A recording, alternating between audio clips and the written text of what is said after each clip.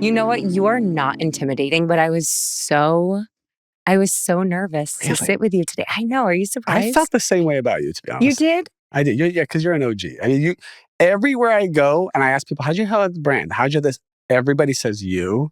And then they Really? gush. Everybody says you. You were a major, major catalyst for our brand taking off. Oh, Huge. Oh, yeah. what? Yeah. Yeah. You and Medical Medium, I remember at the time, were like talking about the brand so much. We were just in our infancy and it built so much trust. It brought so many other people on board.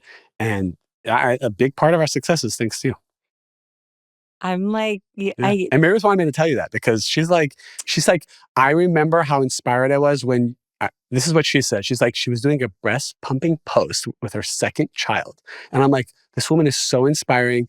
I started following you and started being inspired by you. And then when you started to support the brand, it was just so synergistic. It was beautiful. Thank you. Yeah. That means so much to me. And honestly, it was so authentic because I fell in love with it aside from even like knowing you. And I honestly never even knew you were that much involved because you've done such a good job at really being behind the scenes. But it really went back to, when I was thinking about this conversation today, I was like, I believe a lot of people are intimidated by Kabbalah and they feel like it's confusing or it's overwhelming or you have to be a certain religion. And I felt the same way. And at the point in my life when I decided to go to my first intro class and it was free. How long ago was it? I was thinking about today, it was over a decade ago. Yeah, it was. Maybe even 15 years ago. Because I didn't have kids. Yes, you did it. You did it. And you didn't have any of this. I had none of this. And I was just starting to get really honest with myself. And this is when I started meditating and I felt this call to go deeper, to really kind of open myself up. And I was always the person who was such a hustler who made shit happen. And for some reason, it was there's no making shit happen. You really just have to, you have to just immerse yourself in being a student. And I remember. You hadn't been knowing it either. I don't think so. No, we were dating. Yeah. Okay. But actually, I think you're right because we've been together for 14 years. Yeah, I think you were single at the time. I remember you sitting in the office telling me all about your life. And I was You're right. Yeah. You had all these desires and ambitions and you were telling me about this vision you had of what you were creating. I mean, you've blown past that vision. And I think you're just getting started, to be honest. But I remember that.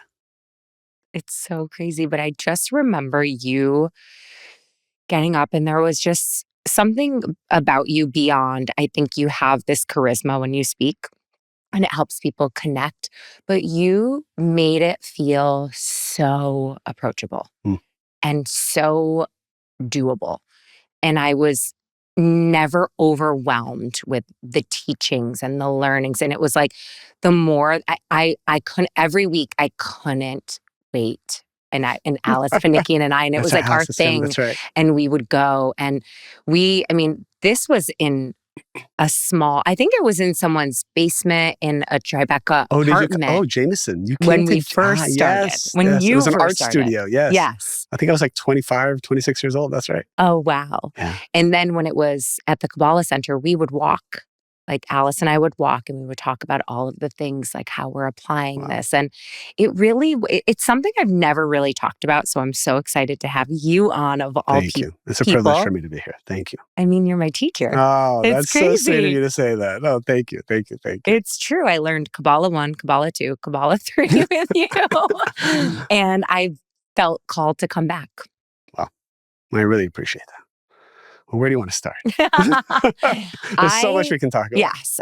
I really would love to start with you breaking down just the basics of Kabbalah and the spiritual wisdom.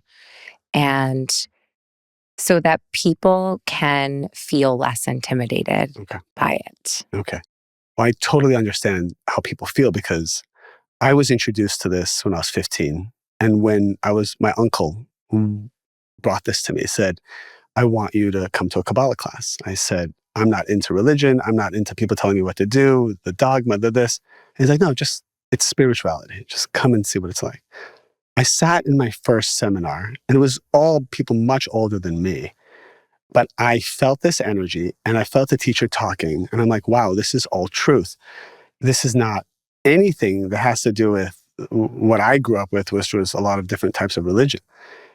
I asked questions, and every question was answered.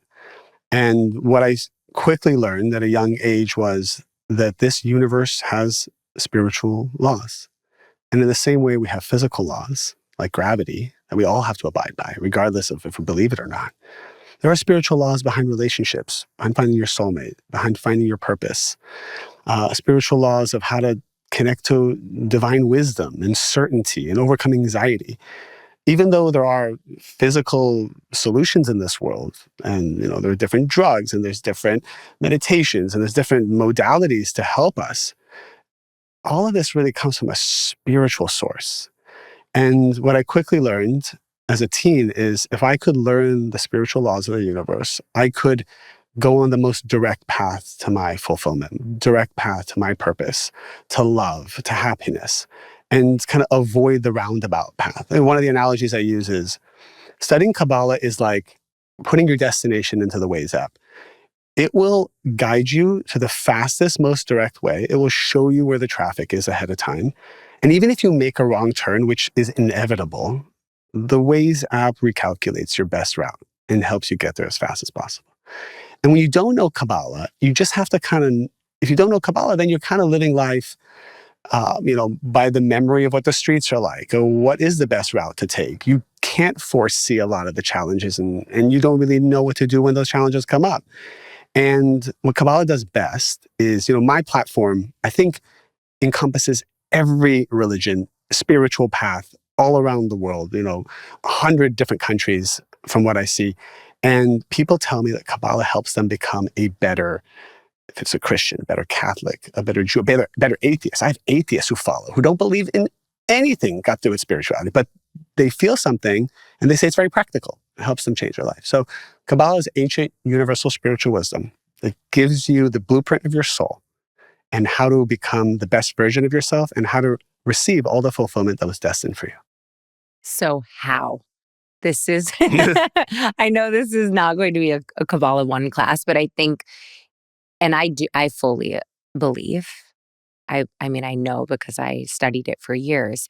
And I think even stepping away, I've applied so many principles, and it's really become this kind of inner knowing. Yeah. And this you want guidance. Me to get into details? You want to get I want to get into details because I think people audience? Are like, okay, but so tell me how. Okay. I'll share practical things that I think will be helpful for people. One is to understand why your soul came to this world.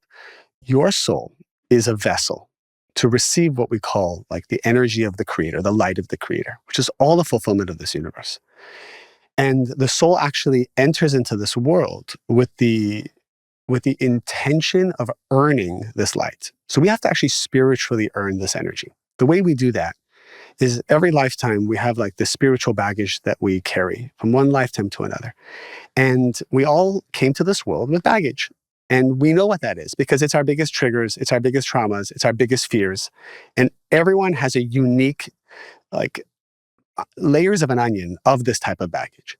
What's interesting is that your soul chooses exactly the destiny that is perfect for it to awaken that negativity and then transform it. So for example, if your soul has a fear of abandonment that you carried from a past life, you will choose parents that are conducive to recreate the scenario of abandonment. You might choose parents that have a foreseeable divorce. You might choose parents that are avoidant or that are not emotionally available. Your soul knew that to reach its highest level, it needed to experience that. It's not that your parents caused you to feel that way. It's that your parents created a reality to awaken what was already inside your soul that needed to be fixed. And then that already starts this mindset that I'm in complete control of my life. My soul chose this, and it is the perfect design for me to reach my highest self. So that's the first premise. You need to know, everyone needs to know that the creator wants to give them more than they even want to receive. This whole universe is conspiring to make you happy. This whole universe is conspiring to give you love, emotional health, wisdom, certainty. You can live a life that is anxiety-free. You can live a life where you're not constantly looking for people's approval. You can live a life where you're not living up and down and not knowing when the next thing is going to happen that's going to like scare you or take away from you. There is a reality where you can live a life of certainty and peace and joy, and the miracles will come to you. So this exists, and it is your birthright It does. to have that. And one of the first steps is to realize that the way to get there, Kabbalah is simply teaching you to become like the Creator. So the Creator has these qualities and these certain vibrations. Joe Dispenza talks about it. All these great leaders are talking about aspects of what we're about to say.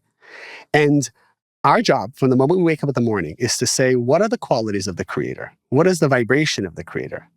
And how do I simply live that way and not worry about the rest? Many of us are so preoccupied with doing the Creator's job, which is, how do I find my soulmate? How do I fix my marriage? How do I raise my kids? Like, I have 4 kids. Like, there's no way. It's crazy, by the way. There's no way you're going to know. Like, I've never met a parent that said, I figured it out. There's no way to know. Like, each child is different. Each child has a unique soul with unique baggage. One of the things I did when each of our children were born is like, I looked into, what is their soul like? What is their astrological makeup like? What is their human design? Like, I wanted to understand as much as possible, how do I need to communicate with each child? And at the end of the day, what I learned is it's not about what you do. There's no technique that's really going to get you there. If you are connected, your soul is connected to this divine energy, you will be a channel for your children. You will be a channel for your husband. You will be a channel for your employees. Because at the end of the day, we have to plug ourselves to this universal ways, this universal source of energy. And then we will be shown and guided what to say, where to go, how to be. And that's where the peace of mind comes in. Because everyone's trying to figure it out. There's nothing to figure out besides figuring out yourself. Oh my God. Can I just say, because I share so many things that have helped me get to this place, but the truth at the core of it all is because I am connected to the source. Like, I now know how to get myself there, right? Because it's a daily practice. And for me, it is this element of creating a practice for yourself that helps you connect deep within yourself. Can you give me an example of the types of challenges you go through and how you apply this? I'm curious how Melissa would. I knew he was going to do that. I'm going to flip it. I have to. So I have everything you just said about the fear of abandonment. Makes me emotional. And that has stood in my way for so long. And just those feelings of feeling neglected, not getting love that you need, or feeling supported as a child, and then carrying that energy into adulthood. And for me, it was all of those feelings are like what enhanced anxiety, made me run from myself, made me, binge drink, to leading to suffering from bulimia. And it was like, I was just trying to outrun all of these feelings for me constantly. Just like this, I was so sucked into the vortex of true victimhood. And that's what it was. Wow. And the moment that I realized that, like, 2 things can be true at the same time, right? Like, I'm hurting from previous things. My needs weren't met in a way that I felt like I needed to fully support me to a place of really becoming who I wanted to become. And I knew at the age of 7 that I wanted to do really big things. You felt it then. I felt it. I deeply, deeply felt like I was I was put on this earth to wake people up. Sorry. Oh, this is very powerful. Yeah. Because you know what I've seen your superpower to be, and I feel this from everything you put out there. You do this better than anyone I've seen. You make people feel included. And it makes sense that this feeling of abandonment and being excluded Yeah. was the foundation of how you are now making millions of people feel included in your journey, included in not feeling alone. I mean, you're combining not just health, but you're combining emotional health, spiritual health, and you're inspiring like generations of leaders to do the same. So it, because I've always seen that about you. And so now I never knew that Yeah. about the fear of abandonment, which is, I've never really shared it in this way because it does that to me still. that's powerful. Yeah. That's powerful. Because there's so many people always like, I think what I'm trying to say is if you grew up with some kind of pain or some kind of abuse or trauma or exactly what you went through, that is going to be, if you choose to make it so, the way you bring light to the world and Right. affect so many people, which you've done. Thank you.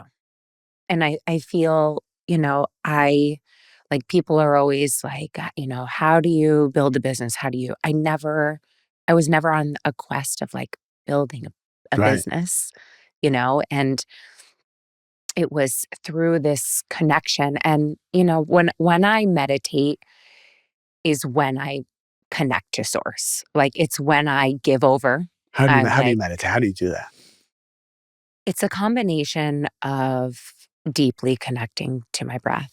Okay. And depending, it kind of ebbs and flows as I share the meditations on my platform Yeah. because, like today, I felt this build up. I was just like, oh my God, I need to release this energy. So I just started shaking everything out, hopping up and down. I have a video coming out on the platform that's just like when you're in need of just an immediate release, just a quick. I love it. So you're teaching this to your community. Yeah. I love that. And just, like tapping your body, awakening your cells. And then I did a quick like breath of fire. But then that helps me kind of drop in because depending, like I could feel I was a little anxious, I was a little nervous. And instead of allowing that, because I internalized my anxiety, which is what led me to always looking like I had everything together and things looked really perfect on the outside, was always really good at that, but was like completely dying and crumbling on the inside. Wow.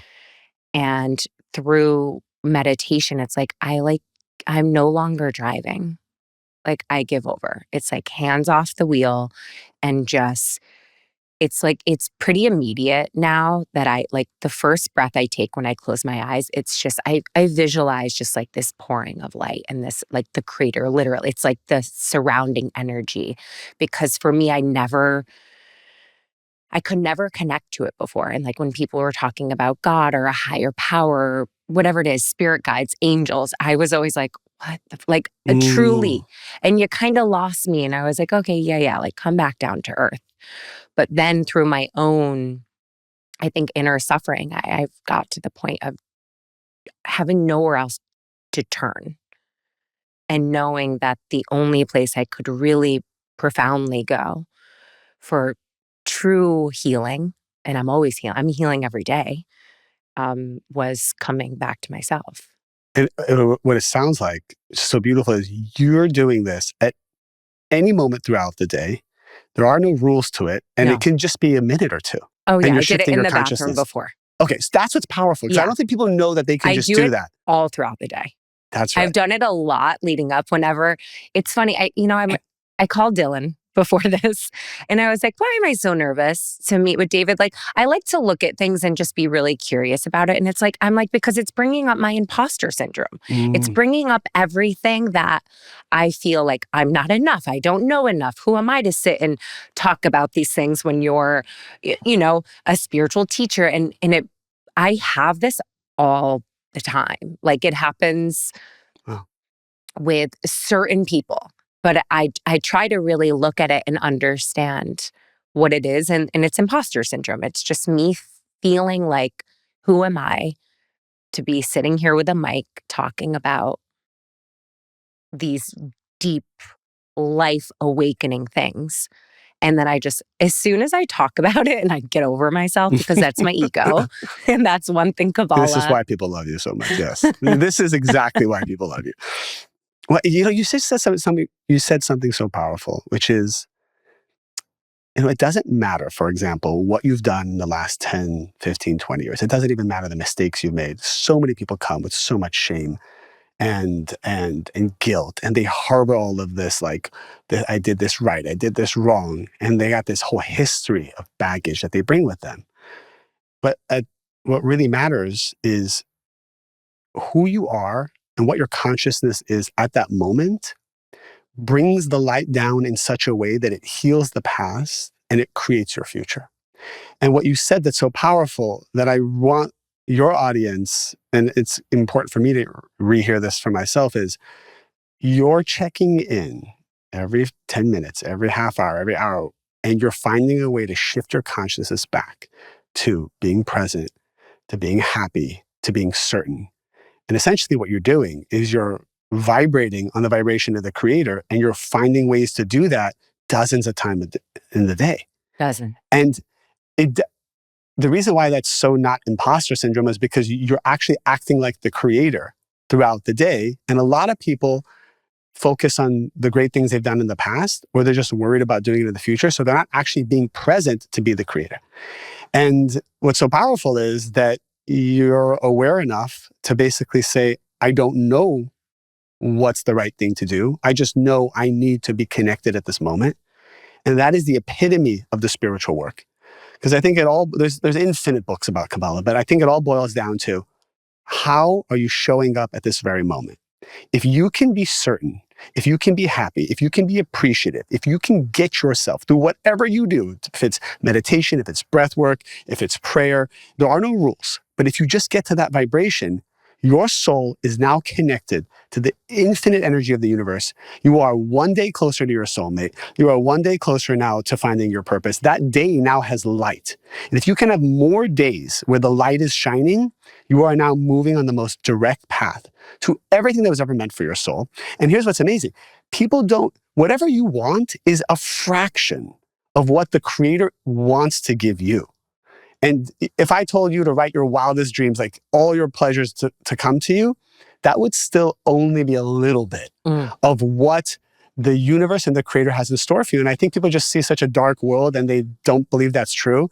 I have seen through 25 years of being on this path that when I ask people to write down their goals and they really follow this path and they do what you're doing, which is they're checking in as frequently as possible and saying, am I connected? Am I vibrating at my highest self? Regardless of who I am, what I know or I don't know. At this moment, am I connected? I've seen these people way surpass their goals because now they're partnering with the creator and they're partnering with the universe, and they're not doing it alone anymore. And that is how I was able to create and to build, but to also get to this place where, I've had so much inner growth, but I know I'm just like, I love it. I'm like, I know I have so much more to learn. And even just looking at where my soul needs correcting. And I really want you to focus on your tikkun, because that is something that really helps you become radically transparent and look yourself in the face with true honesty and no more of this. Like, people just feed themselves so much bullshit all day. Right? And I'm just like, just stop. Give me an example. Give me something that you recently heard. I just like, oh, I don't have time, or I'm so busy. And I'm like, are you? So busy to do what? To take care of themselves, or to, on the side, create the business of their dreams that they've been feeling so called to do. And I think that people make so many excuses, but they believe they're bullshit. That's the part that I'm like, just want to wake people up and be like, you're telling me you don't have time? I have 2 children. I have a husband. I have a fucking business. And you're telling me that you can't wake up 30 minutes earlier to do something. Just like, call yourself out on it. You're choosing not to. There's a difference when you own your shit, because no one can correct it but you. I love it. You just use this word tikkun, which is the translation for the soul's correction. And you just reminded me of one of the major tikkuns, corrections that our soul has, is taking care of ourselves. And I want to dive deeper into that because, I mean, you know, the first Minus class, judgment. Can this you is, tell? no, not at, no, not at all, not at all. Everything that is being said is what every one of us needs to hear, including myself. I taught my first Kabbalah 1 course when I was 20 years old. So this was 20 years ago. I'm 40 now. And I remember it was 2 things. One was I walked in and I looked at a room filled with, this was in Los Angeles. This was at the time when like Hollywood was really into it. And I had like 80, 90 people in the room who were like successful and much older than me and educated. And I remember walking out of that class. I walked in, then I walked out. And my mentor was outside and he's like, where are you going? I'm like, I'm freaking out because what am I going to teach these people? I have no life experience whatsoever. So he looks at me and he said, look, they're here for a reason. And if you try to teach them from your life experience, they might as well not be here. They're not here for your life experience. Each one of us, if we choose to, we can borrow the perfected version of ourselves and delete who we are today and ask that the Creator speak through us. Because the Creator knows exactly what those souls need to hear. And if you can make yourself a channel for them, then you won't even know what you're saying or why you're saying it, but they will feel something powerful and they will leave that room in a way that will inspire them. And one of the most profound lessons I've ever learned, and even till today, if I walk into a boardroom or I walk into a room with investors, I can't think about what I've created because that will limit me. I have to go back to when I was that 20-year-old kid. I have to feel I have no life experience and I have to ask my future self or my perfected self, ask the Creator, however you want to do it, and say, please be a channel for me and help me channel to these investors or these customers or these buyers what they need to hear, what they need to feel that is absolutely right for their soul. So that's the first thing that just came to my mind, which I just think is no matter who you are, or what your background is, like what you know or don't know, you can be the most divine channel for every person. And it's easy. You don't need to have like all this spiritual work to do. You don't even need to learn Kabbalah. You just need to learn what we just said now, which is ask to be a channel for them.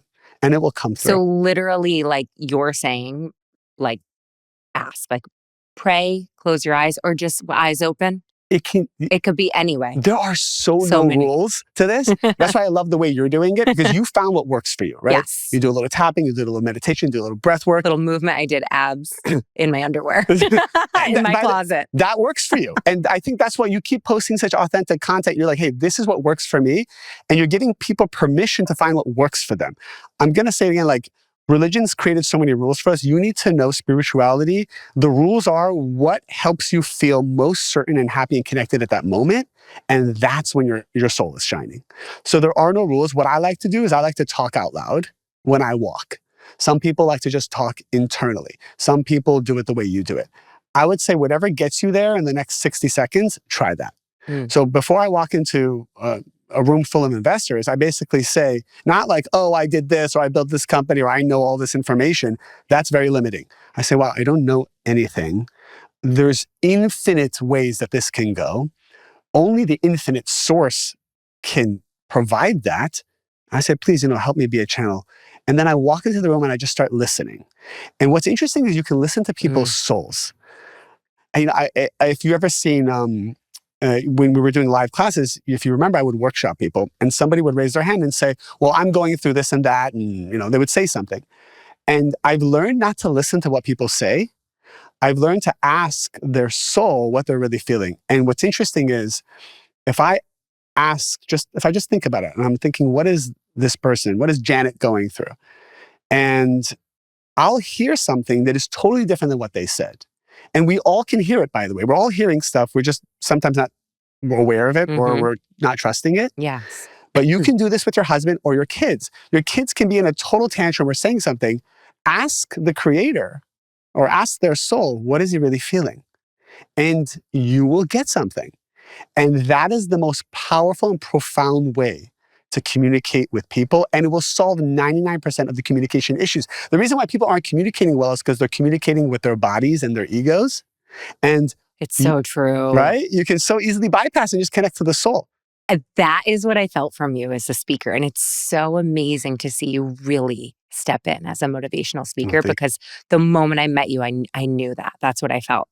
Oh, thank you. No, because you have this ability to truly connect with people. And the interesting thing of this journey that I'm on too is like, that's where I feel the most alive. That's where I feel the most connected to source. Where? Speaking to a lot, Speaking. speaking. And it doesn't have to be to a lot of people, but I definitely vibrate high when there's a lot of energy because it's just an opportunity to expand more impact. And besides a podcast, you have many different platforms that you're doing that. Well, when you do events. So events, and I've been really leaning into this is even me. I'm like, it's okay, Melissa, you are a motivational speaker and owning You're that. even more of a powerful speaker than you are with all your health and fitness. Thank you. That's what I feel when I'm speaking. And it's so interesting to hear what you just said, because before I speak, and I've shared this before, I always say this prayer, and it's from A Course in Miracles, and it's, where would you have me go? What would you have me do? What would you have me say? And to whom? Because I used to enter a room and be like, I'm so fucking nervous. Oh my God, who am I speaking to? Same exact thing. And then I found when I could just confront my ego and be like, I know what you're doing. And we are not moving with that energy. And I always do a little breath work, a little prayer before I go out. And I spoke last Friday to about 70 women. And I was the most connected. It was so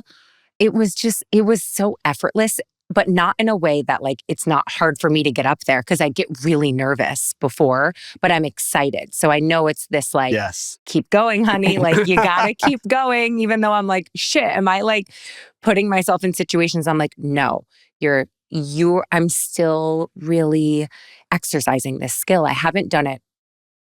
I've been doing it over the years, but in this format is different for me. Yeah.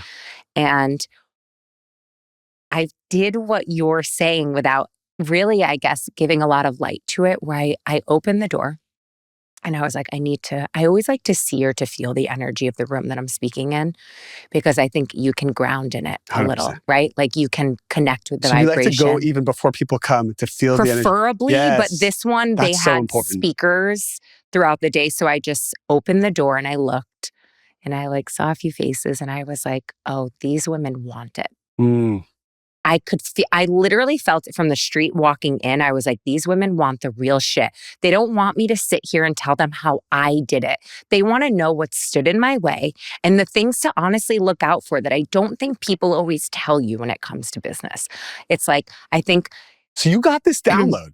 This is an important one. I want people to hear this. I got this strong download. Right. You're not going to each event with like a template and outline. I do not prepare for events. Because I asked, I'm like, does she have any questions for me? By the way, which I'm so happy we didn't do. But look, I don't even, it's really cute and fun at this point. Dylan, should I just have you stop doing this? This is my ego that is like, just in case.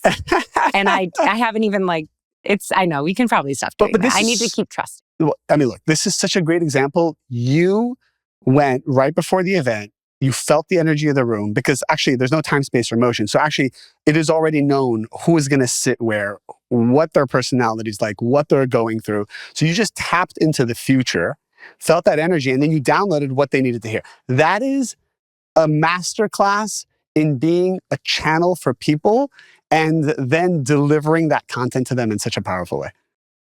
Thank you. You just made it easy for everybody to understand. But it's so interesting because like when people are like, well, what is your preparation process? And I'm like, connect to source. And that's how I started literally sharing my workouts. It was never this, I was taught this way, or it was this blend after moving in such a torturous way and feeling like I needed to document every calorie, to literally, it's like, let go of the wheel. So I want to actually add something to make that clear, is because a lot of people might hear that and be like, well, it's not fully true because you are working very hard behind the scenes and you're preparing a lot. Yeah. So like I've learned before each seminar, I will actually spend 20, 30 minutes preparing, and then you have to throw away the notes. This is true. Right? Because I think a lot of people are like, well, just show up and be a channel. You did a lot of work, and then you surrendered the work. 30 minutes. Yeah, well, that may not be, at this point, it's probably just 30 minutes, right? But I remember probably you and I from the very beginning, it was hours and hours. It was. You don't just look the way you look because you're a channel, right? You put in a lot of work. I do. So it's that balance of both. Thank you so much for saying that, because that is true. I already see the comments like, oh come on. Yeah. Okay, so I just got to address Got that. ahead of it. Yeah. Thank you, because that is true. And what I'm trying to say really is it's less of this sitting down, writing an outline and feeling like, okay, I have to start here. And then I have to go from this point, because I've done that. I have to go from this point to this. And then it's just literally like you're sitting up there and you're just like, okay, check. And you are so not soul connected. You're not even, no one's really getting it. And what I do for preparation is I talk to Dylan, because Dylan is... She's a great muse. I've noticed that she helps bring out the best in you. That's really sweet. She's just been with me since the beginning. So she really knows me at my core. And I talk through all of the things. I say my fears. I say things that I would never say to another human being. I get it out. And then I ground in where I want to start, where I want to take it, but where I want to, the why. What I want people to learn. Something just came to my mind, which is the fear of public speaking always comes from when you're trying to take from the audience and not to give. Because if I went to you or I went to someone and I said, hey, go in front of 1,000 people that you really respect and talk about a subject, then you have anxiety. If I said go in front of 1,000 people and tell them that you're going to buy each one of them a car, would that be hard for you to do? No one will have difficulty going up on a stage and saying, I'm going to buy each one of you a car. You're going to be excited to do that. When it comes to delivering content, the reason why we get nervous and scared in any setting is because we're looking to take from the audience more than we're going to give. And usually that's the approval, right? So I'm looking to take the validation or the approval. And so one of the things I've learned is, one, you have to really believe in what you're doing, because otherwise you won't feel like you're giving. And subconsciously, you'll know that you're just being a taker and you're not being authentic. But two, to really understand and know that you are adding value in some way, shape, or form to them. And when you do this meditation to feel who they are, where they are, and what they need, you actually draw down even more energy to be able to give even more value to them because you're a channel for them. All fear comes from being a taker. Everything you do. Every bit of anxiety and nervousness is the reason why you're nervous and anxious is because, on a subconscious level, you're not acting like the creator and you're not being honest or authentic or in integrity with your soul. And that's where the fear comes from. And, I wanted to pivot for a moment. There was something else where we talked about the accepting yourself or knowing, what was it? You talked about the taking care of yourself, this correction. When I said I taught that first Kabbalah 20 years ago, I had a one-on-one with someone and she sat down after learning about her soul's correction and she slid a photo to me. And it was a photo of just this beautiful girl. And I said, who is this? And she said, that was me. I said, how long ago? She said, about 18 months ago. And the difference between the photo and who I was looking at was probably 100 pounds of weight. So I said to her, I said, why are you showing me this? And she said, I got into a relationship with the man of my dreams. I was in toxic relationships my whole life. And finally, I met someone who's so good to me, so loving, checked every box. And I didn't realize it only until I took Kabbalah 1 that I was so afraid of being abandoned by this person. I was so afraid of losing this person that I subconsciously decided to get ahead of it. And I sabotaged myself and started to gain the weight. Eventually, the relationship ended, not because I really gained the weight, but because I'm realizing now I couldn't show up energetically and I was still into my trauma and my fears. And I realized my correction of the fear of abandonment caused me to sabotage this relationship. And I said, well, I don't understand why you're gaining the weight. It's like, well, then when he leaves me, I know he's not leaving me. He's leaving this person I created through the weight. This was a profound Wow. realization she had. And the reason I share that is a lot of the times why people don't take care of themselves is because on a subconscious level, they either don't believe they deserve, and they know that once they do feel great, they're going to be successful, or when they do feel and look great, they're going to attract a great relationship. And maybe they don't want to ever confront these fears of abandonment. They don't want to confront these fears that maybe they don't deserve. There's a lot of past life baggage that comes up for people when they are happy, when they are in love, when they are successful. I know people who can build businesses up to a certain revenue every time, and then as soon as they hit that revenue, chaos happens. Lawsuits happen, products malfunction, supply chain goes wrong. And the reason is because they have a belief system that after that amount, they don't deserve it.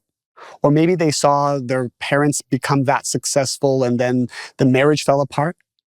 I remember having met, I've done probably 30,000 hours of personal coaching, and a lot of the successful people I've met, I saw had children that were dysfunctional and they had bad relationship with their children.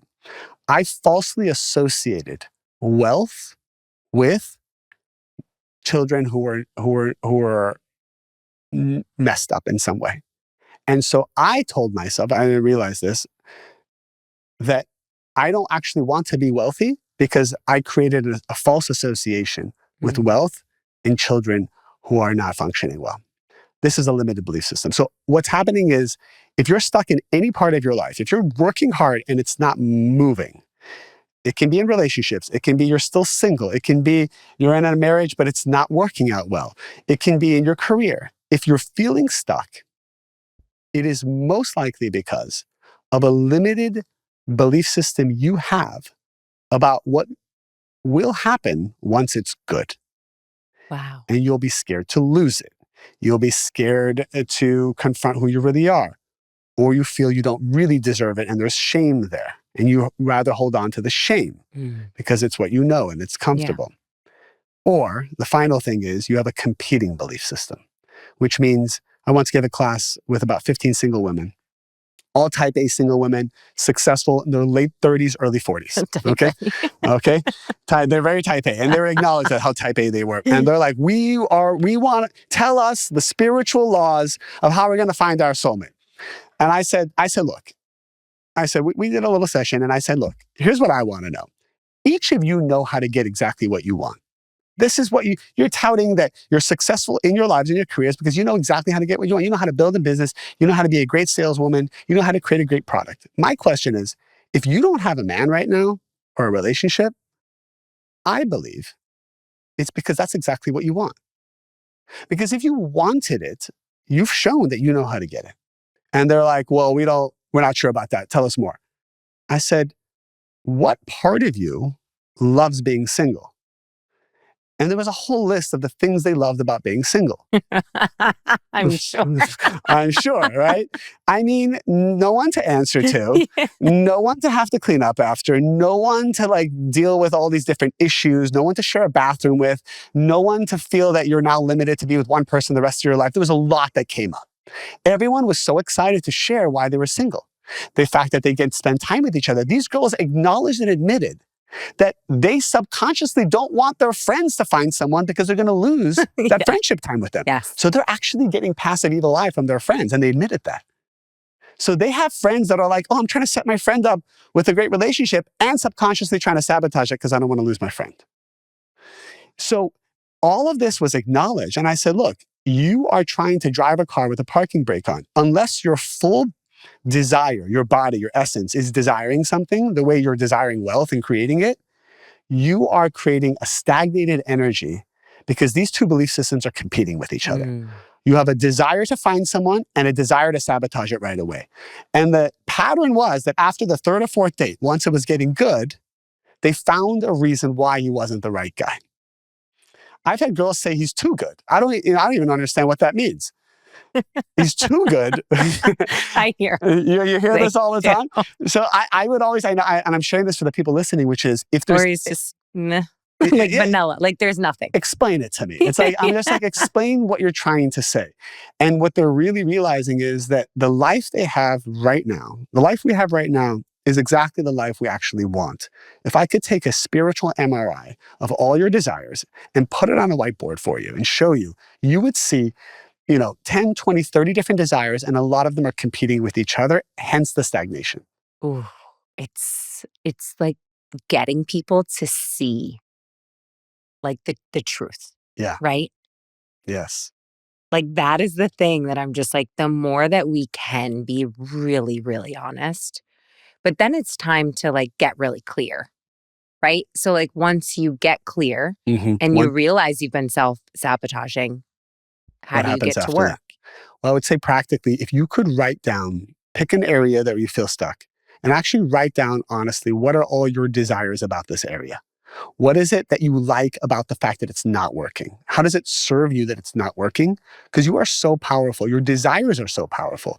You are signaling to the universe that you want it to be this way, whether you're conscious of that or not.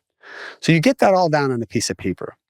And then you ask yourself, is this desire really the desire that's serving me? And it's so simple. So what I would do, for example, with the idea that wealth creates dysfunctional children, this is a limited belief. I would go on a walk and I would speak out loud in the form of prayer. Prayer is not us bribing God to give us what we want. The Creator is an infinite, endless sharing force that is immutable and is always there waiting to be revealed. Prayer is a technology by which we transform our vessel, our vibration, our energy in order to let that miraculous energy in. It is not a bribe. So when I'll walk, my form of Kabbalistic prayer is I'll talk out loud and be like, I am meant to have wealth and great children. It is actually my destiny to have great wealth and great, beautiful children. And what I'll do is I'll say it over and over again until my mind, body, and soul accepts this new reality. And it's really as simple as that. And as soon as the old version of me keeps telling me the opposite of that, I'll do exactly what you did, is I'll take 1 minute and I'll reintroduce the new belief system. Eventually, whatever you practice becomes your habit, becomes your part of you. Yes. And it's really that simple. We're so focused on other people limiting us. My parents are limiting us. My exes were limiting. I can't function. Some woman told me recently, I can't be the best version of myself until I'm in a stable relationship.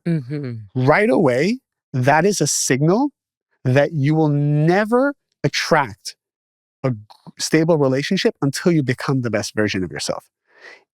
There's things that we're waiting for. Some people are waiting for an apology. Some people are waiting for a thank you. Some people are waiting for your parents to acknowledge you or approve of you. Everyone's kind of waiting for the economy to be a certain way, waiting for my kids to leave the house before I do something, waiting for this to become stabilized.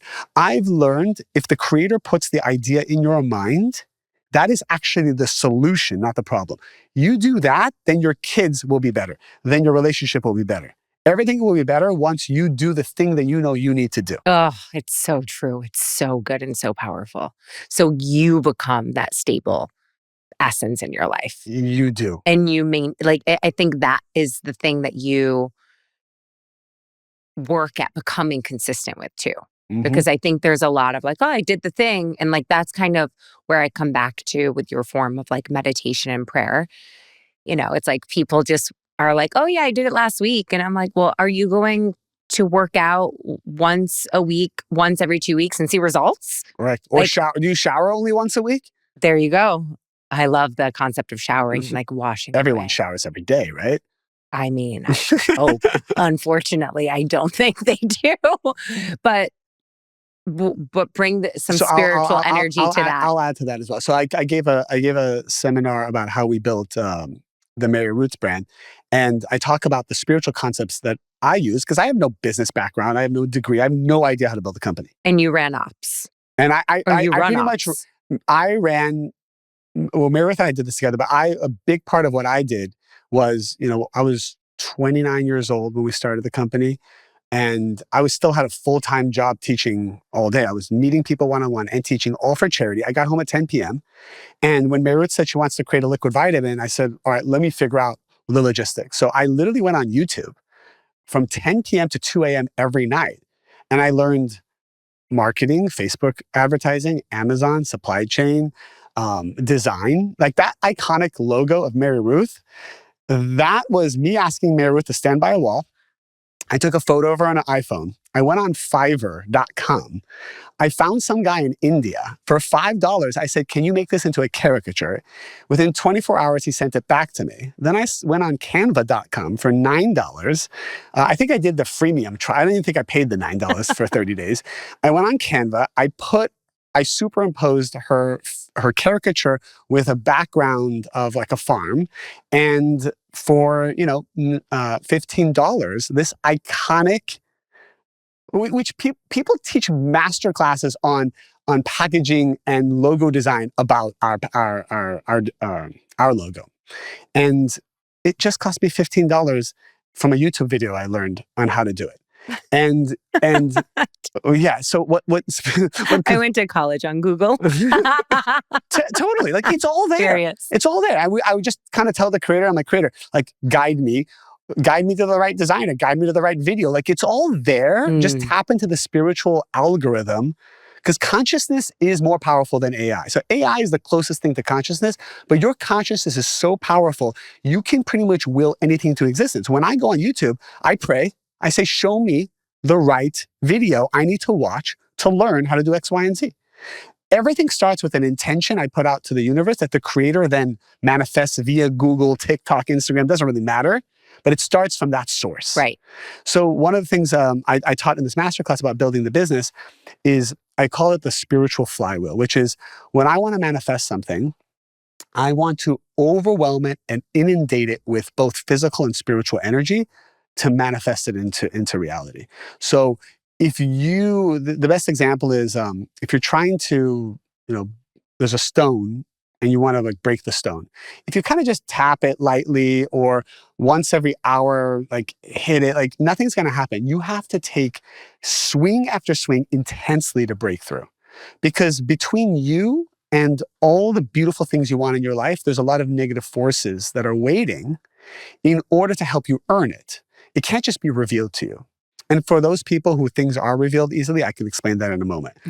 But you have to take an inundated, energetic approach to break through something, spiritually and physically. So when it comes to taking care of yourself, when it comes to creating success in a company, when it comes to really anything you're trying to manifest, are you overwhelming it with repetitive actions that are positive again and again and again? So yeah, if I'm trying to change something about my consciousness, it can't be once in a while. It can't be casual. You have to have a consistent, dedicated approach, and then there's transformation, and then you can move on to the next thing. So like I learned also, like when we were building Mary Ruth's, I had tons of offers to come to this, go on this board, start this new company. And there was all these like shiny objects coming my way.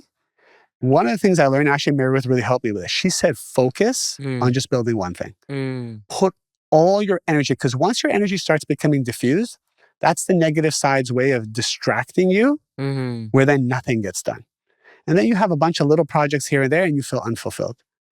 So like when you have something good, you will be tempted with your energy going in other places. And so focusing your energy and being consistent is how you both physically and spiritually break through anything. Through anything. Noah really taught me. I was the least focused person. Like 1000% have self-diagnosed myself with ADHD. Actually, my assistant did. She's like, I think you have ADHD. And then I was like, yeah, I think I do too. But it's also my superpower, right? But I couldn't, like going back to grade school and any project, right? I could never sit still. Never. I could never focus. I couldn't finish a book. I couldn't write a paper. I mean, I literally cheated all throughout school to get through. I'm being honest. It's really not great. Don't recommend it. But like, listen, I had to do what I had to do. And I had a lot of charisma with my teachers. Like, you know, you lean into your skills. But when I got to this place where I was working all of these jobs, I was cocktail waitressing, I was, you know, modeling on the side, and I was unfulfilled. It was like, that was the time that Noah was like, if you love wellness and you can just focus your energy when you're done with work. Powerful. Yes. He was like, when you're done with work, right? Because I was working all day. If you can just give a little bit of attention to the thing that you're feeling really drawn to, but if you can do that every day, and it became like, it was like, I would do it on weeknights and then weekends. And then, I started seeing, I was like their health coach for free. I started coaching my clients that I was working for. And then it started kind of like You got the momentum. I got the momentum, and it started taking over my life, but in the most powerful way. And I wasn't making money yet. So I kept the other things, but I Beautiful. would say less to a little bit. Maybe I wouldn't take on a new, fit client. You started to take less of that. Yes. And then more investing I would into do the health more and free wellness side. things. It was doing more free things, going to more events. And there was this time. This was also a moment when I knew Noah was a good person for me, because I had dated a lot of guys that were like, why are you going to that thing? Or like, I have to go with you. And there was this wellness event that I was invited to. And I said, I was invited to this event. It's a weekend. Like, I'd go by myself. And I still am a little afraid to do like travel by myself, but like I was terrified to do certain things like that, as independent as I am.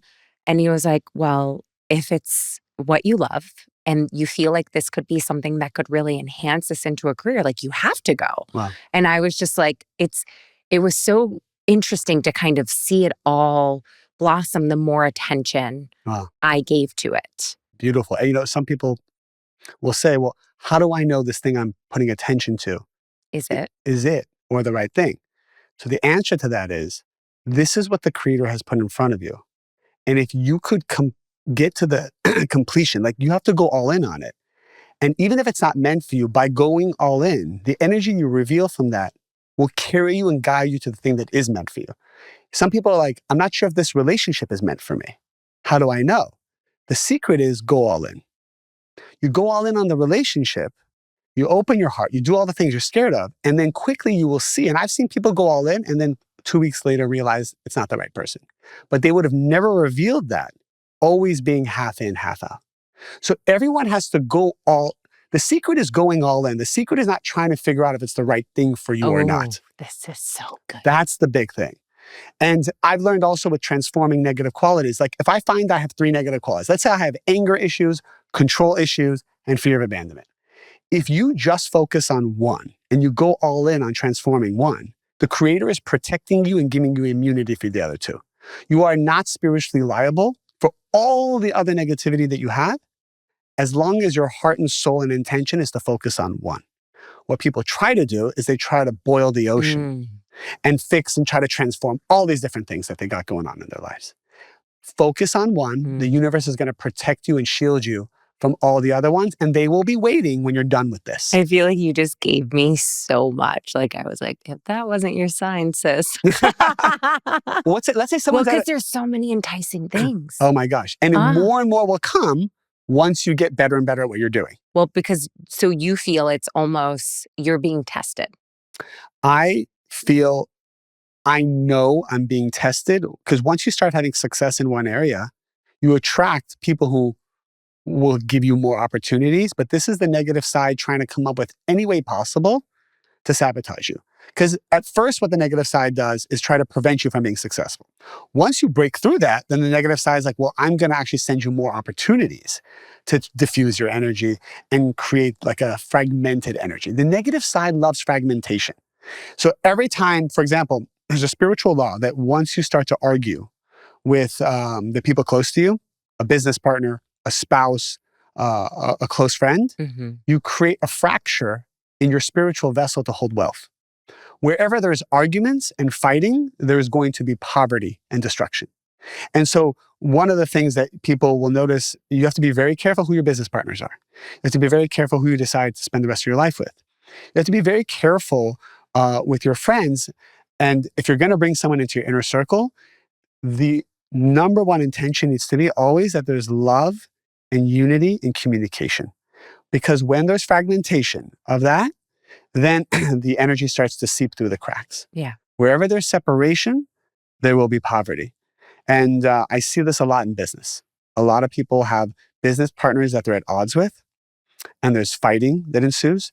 And you need to know, you're not going to agree. Like almost nobody agrees with me in the company when I come up with an idea. I get pushback on like almost every idea, but there's unity. There's healthy conversation. Mary Ruth and I, we have a healthy disagreements on virtually everything.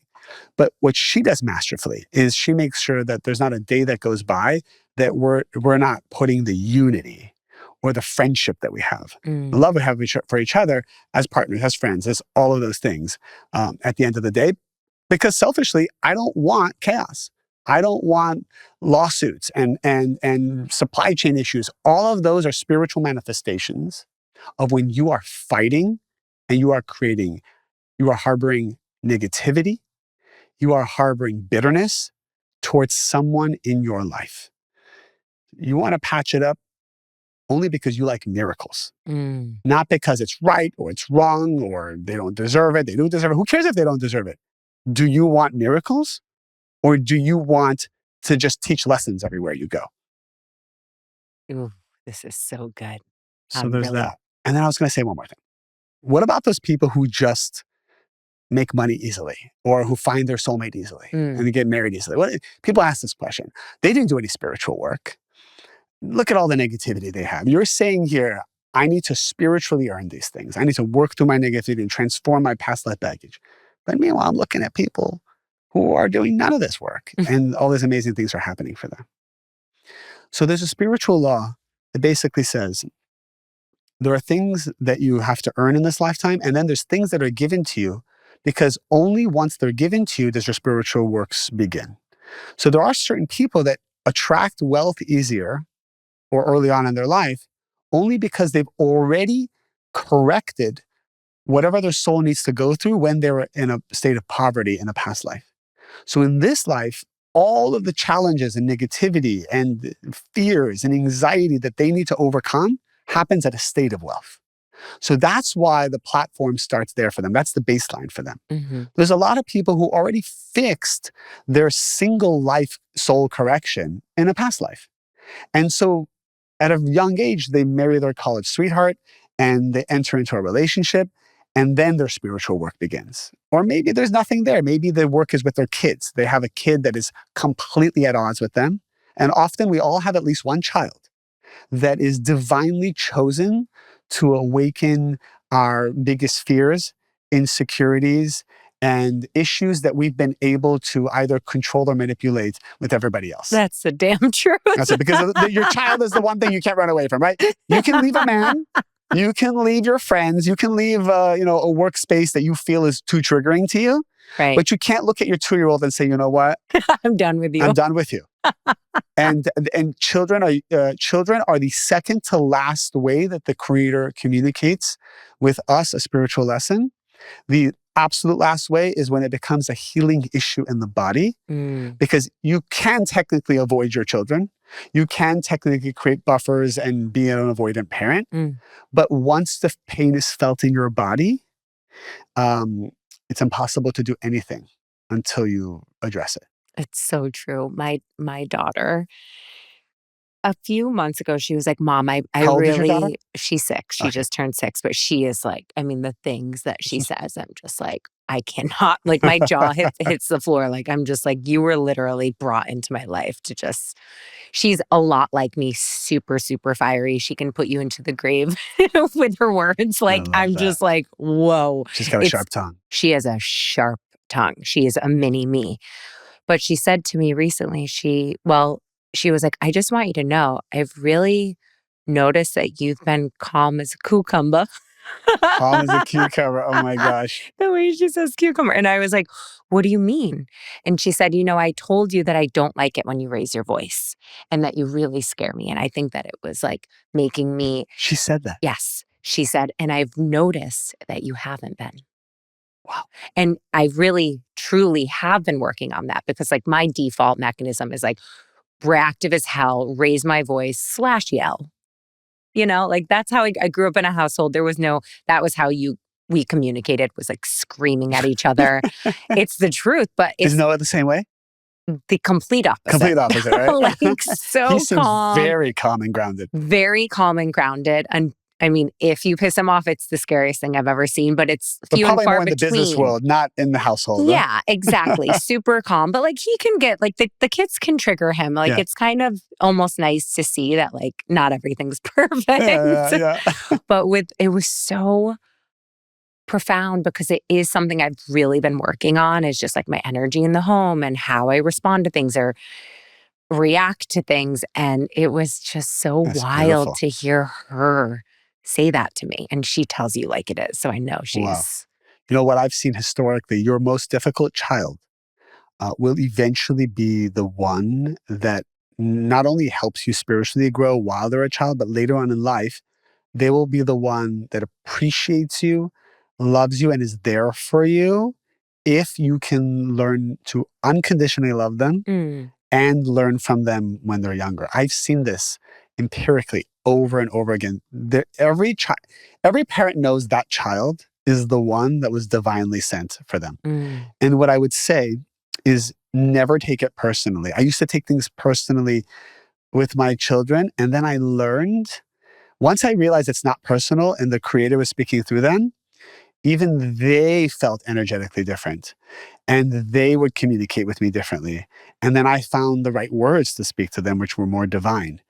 But it's very hard not to take the things they do and say personally. It's It true. is not a personal. It's very spiritual. It's Yeah. not personal. That's great advice. That's such great advice. And it's so true.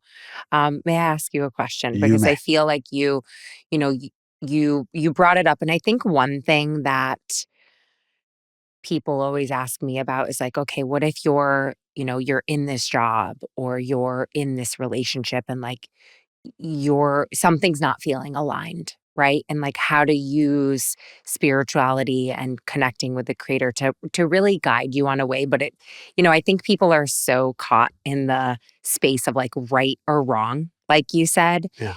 And also, I feel like when it was publicly shared that you and your wife so beautifully like it was just I felt such beautiful energy around your split, and it's usually a feeling you don't feel, where it's more like gutting.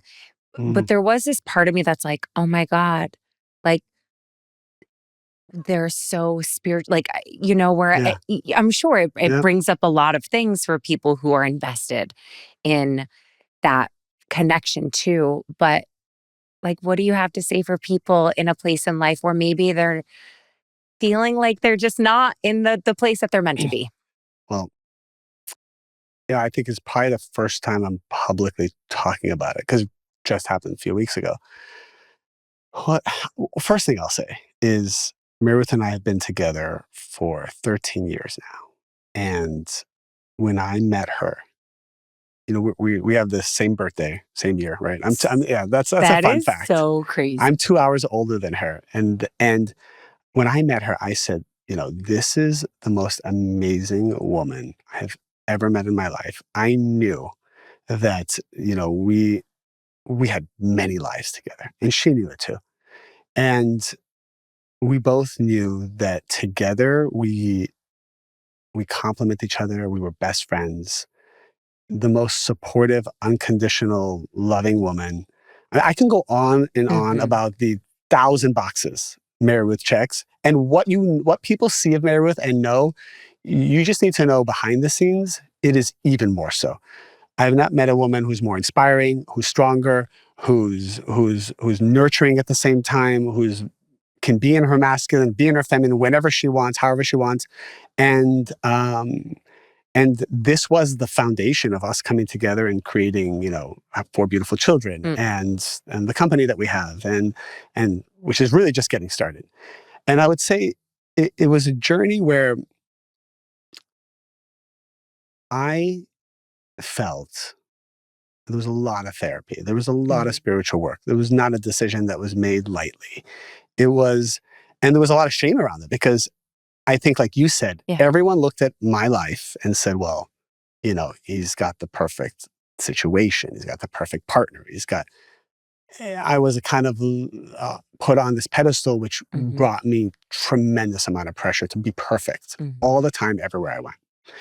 And it was a decision that it had come from me initially, where I realized, like, our soul's journey was different than where we were going, and we were so much better as friends, as co-parents, as business partners. And I had felt that there was just a part of my path that needed to go in a different direction, while still being in this incredible relationship with her. And we had so many talks, and one thing I'll say is I finally learned and experienced for the first time, I get emotional thinking about it, what unconditional love is, because she saw my path and my pain and where my soul felt it needed to go.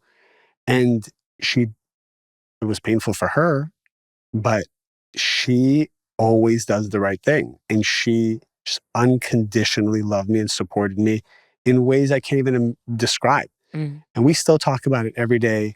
We talk about our dating life every day. We talk about business every day. We talk about the children every day. And she told me, she said, you and I, we need to most important thing is always have unity.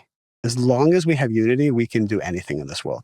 And she's like, I will support you and bring you anything you need and happiness you need. And, it was painful for her because she lost her father at a young age. She lost her 17-year-old brother when she was 18 suddenly. And she had lost her best friend, who was a guy, like, to death. Like, death has been a prevalent thing in her life. And I know this was another form of death for her because she really values family. And, we're still working through it. And I would say that I was planning one day to talk about it and share the lessons and really bring out even just a masterclass on how you deal with separation and divorce and children through all that process. I'm not fully ready to do that yet because I'm in the middle of it. I want to complete that process and be authentic when I bring that out to the world. But what I'll say is every single person is unique in their situation. I don't have a cookie cutter outline to give people about what to do in relationships. But I would say that through extensive work you do on yourself, through extensive prayer, through extensive communication and love between you and your partner, you will be guided into what is the right path to take. And the children truly come first. I know everybody says that, like, we making a tremendous effort that the kids have even more of us, and they see that mom and dad love each other more than ever. I feel that's what I feel. It's so.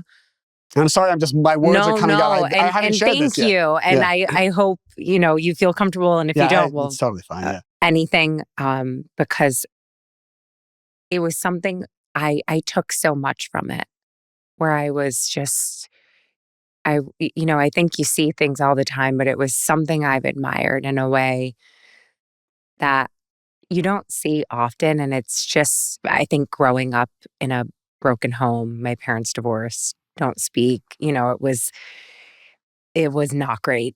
A lot of talking bad about each other, and it destroys the kids. Oh my God, it destroys the kids. And it's something that lives with you forever. So to see something done with unity and respect and so much love is so beautiful, and something that I just, Thank you. yeah. We run this company together, and I know we made the decision, I think about 6 weeks ago, not to sell our company, which is, I think, what a lot of founders do at this stage. You sell to the Nestle's of the world and whatnot. We decided to buy back our company. Mm. And the reason why, many reasons why. One is we believe in the company, we believe in the products, and we believe that when a founder's love and energy, especially Mary Ruth, when her energy is in something, like it's divine. But I also know that part of it is we know that it's another reason for us to like be a partner and to work together. And we bring out the best in each other in the business world. And I'm trying to think of lessons I can share with people. One of the things I'll share about like a husband and wife team that we are, a co-parenting team and being business partners is Mary Ruth quickly figured out what I'm good at and gave me the lane to fly down that path. And she would always trust me. Even if she disagrees, she's like, this is your lane. I trust you. Ooh. And there's nothing more powerful than when a woman can trust the man and have certainty in him. I'll tell you, when she gave me that power, because in the beginning we'd like be like, what do you think? What do you think? And then we'd create gridlock. And then she's like, you know what I learned? I'm going to trust you. And she gave me the support and trust. She wasn't blind trust, but it was more like trust but verify. She'd be like, okay, what are you doing? Let me add more. But at the end of the day, you have the right to do whatever you want in this part of the business. Like what part? Can you give an example? So yeah, I mean, so many. So like, for example, when it came to like marketing or making bets on innovation, right? Like I remember coming to her with, I used to take Nutrafol and I'm like swallowing these 4 pills every night. And I'm like, I have a hard time swallowing pills. We have a liquid vitamin company, like for a reason. And I remember one time I got lodged in my throat, and this is not a knock on Nutrafol, it's a great product. I can't just take capsules. And I thought to myself, like, what am I doing? Like, why is there only one company in the world that can make a hair growth claim? And I went to Mary Ruth and I'm like, I want to create like a clinically studied, like a clinically studied backed ingredient and create like a product that is a multivitamin that's hair growth and skin. It's like all the things that as a 38-year-old man, I'd be insecure about. And, for men and women. And she's like, listen, I mean, we're not a beauty company. We're a family brand for kids and parents and life stages. And she's like, but I trust you. And I went to our team and everybody pushed back. Everybody's like, what are you talking about? We don't need to create this. And I said, look, I want it. I know, and Mary Ruth believes in it. Like, there's so many people struggling, like post like menopause and post pregnancy and COVID hair. Like it was a big thing. And finally, the team spent 6 months putting together, and we created a product that did everything and more, and was clinically backed, and was like CLP certified, so it was free of 200 tox, all that stuff. And it became, in 9 months, the number one selling product in all of Amazon. It became the number one product in Whole Foods, the number one product in any store it goes into, and it surpassed everything that we did. Wow. And she tells me every day, she's like, that was you. And I tell her, I'm like, listen, everybody was against it. And if it wasn't for you supporting it, like we would not have that. You guys are so special. So, and there's things that she does, I give her the lane. I'm like, she wanted to do this company retreat. And I'm like, oh my gosh, it's expensive. Like, she's like, but I'm like, you know what? This is your lane. I didn't think it was going to work. She flew out every employee. She created the most beautiful 48-hour experience. It was bonding. I got up at the end. I said, I was wrong. And I'm so happy Mary Ruth employed her vision when it comes to culture and innovation and just, she's got it. She's got it. So I've learned trust each other, give each other the lane. And that's probably one of the best lessons I've learned, both in marriage with her, as a co-parent, as business partners. It's so beautiful. It's just, I feel like that's all you can ever want. I think Noah and I learned that we probably are best not working together. Oh, really? Well, I mean, he has his love, I have mine. He's helped me a lot with certain decisions and things. And I think I am the type of person where I'm like, no, it has to be so strong in my gut.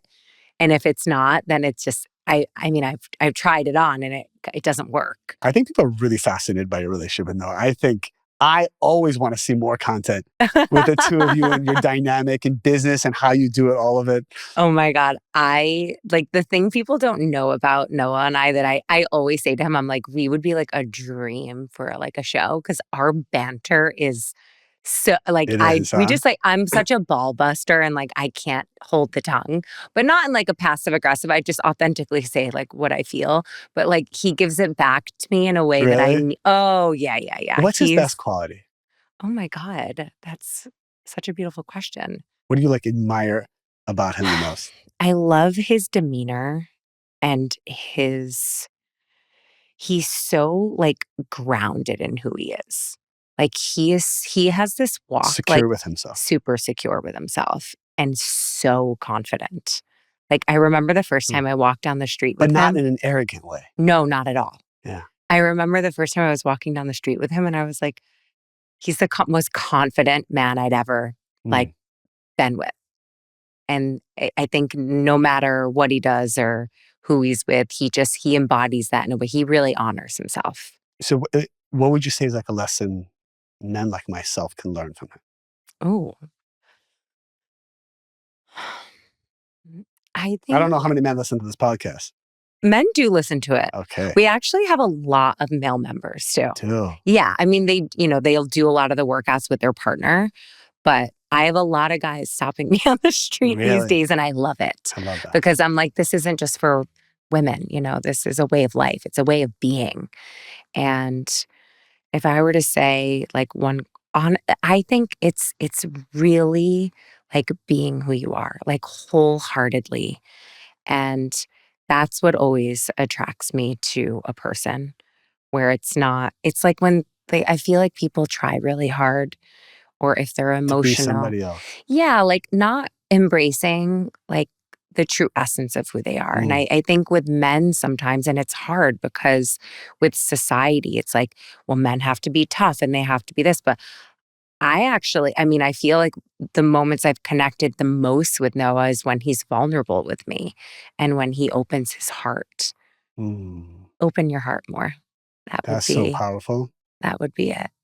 I think the best feedback I've ever gotten, whether it's in marriage or dating, is when I was vulnerable, which was very uncomfortable. That's when I got the most positive feedback and the most closeness. So it is counterintuitive for men. Yeah, it is. I mean, I think there's nothing more beautiful when I see like a man owning his vulnerability.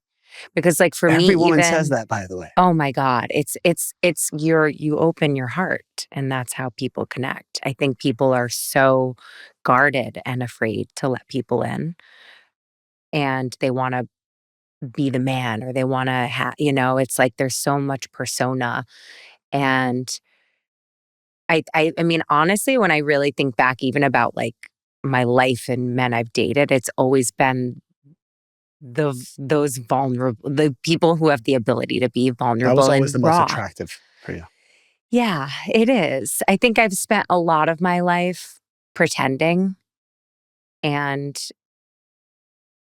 Melissa Wood Health was built off me, like really showing who I am and what I'm going through and not being afraid to, I think people have always said, well, look at you, like you're a model. And I'm like, I'm literally suffering inside and being able to really open up about that and then connect with people who are also feeling that way. But then to learn that like living in that is a choice, and then having that choice every day. It's why I do all the things I do and why I'm just on this endless quest of wanting to sit in rooms with people like you and come back to Kabbalah because I think it's just like knowing that there's always more. Right? I love that. Wow. Thank you. This was so beautiful. Likewise. This was one of my favorite conversations I appreciate by you having far me. to date. And it's been awesome. I feel like there's so much more we could talk about. I know. Oh my God. And now that you're coming to New York more, forget it. We might need to do like a full series with you. But watching you step into your power has helped me also step into mine. Because like seeing you as, to me, you're a Kabbalah teacher and you're a Kabbalah teacher. And then also factoring in that you've done that you've volunteered your time doing that, right? It's all for charity, yeah. But now how you've really expanded into this motivational speaker Thank you. it's powerful. Thank you. It means a lot to me. I mean it. I know. Thank you.